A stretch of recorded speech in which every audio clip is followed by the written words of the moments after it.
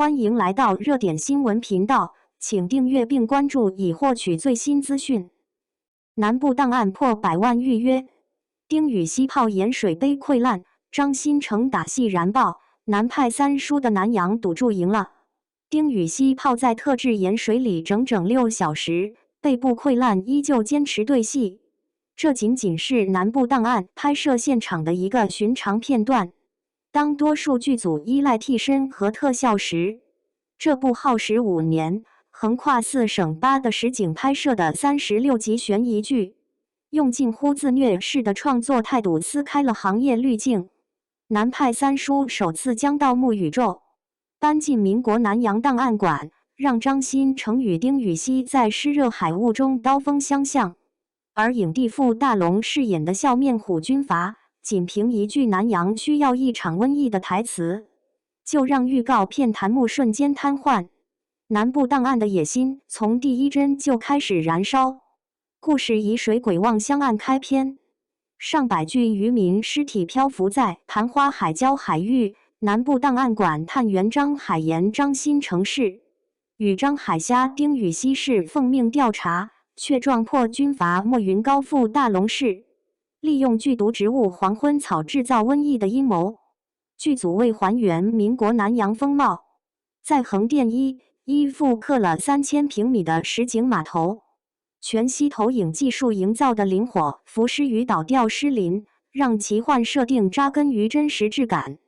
张新成彻底颠覆了以往温润形象，他饰演的张海岩自称南洋第一快刀手，与钟倪宁搏斗、骑马冲锋等高强度打戏占全剧30%。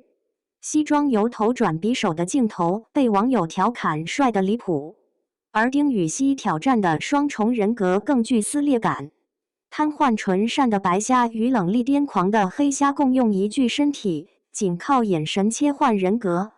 为演好盐水浸泡的戏份，他背部溃烂仍坚持拍摄。预告中黑虾掐住张海岩脖颈的镜头，让宿命感直接拉满。傅大龙的反派堪称疯批天花板，原型参考军阀张宗昌的他，表面儒雅谈笑，眼底却淬着毒瘾般的贪婪。一场微笑拍手戏中，他轻声说出张家人的血比黄金值钱，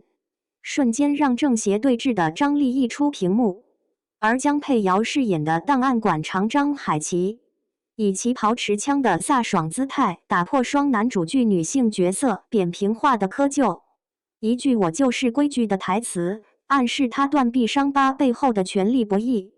导演周静涛的镜头语言成为叙事利器。曾指导镇魂的他，将水鬼望乡案的水下镜头与地面探案交叉剪辑，潮湿洞穴的光影交错放大恐惧，祭祀场面的血色贡品特写直击人心。更大胆的是对历史事件丁戊奇荒的化用，剧中用盐水泡施掩盖罪行的细节，为奇幻设定注入沉重历史底色。而黄昏草瘟疫与民众在绝境中的良知抉择，让悬疑探险升格为人性预言。当南部档案用南洋的湿热海风裹挟着巫蛊骤雨袭来，有人嗑爆盐虾 CP 的生死相托，有人沉迷于傅大龙笑里藏刀的演技盛宴。但更值得玩味的是，当悬疑剧扎堆还原古城密室时，这部敢把探案现场搬进档案馆，用问卷调查替代地下探险的作品，究竟是一场类型革命，还是对盗墓宇宙安全牌的又一次复制？或许答案就藏在张海虾那句台词里：你永远无法战胜自身本相。对剧集而言，最大的敌人或许是观众日益挑剔的审美，以及南派三叔亲手拉高的期待值。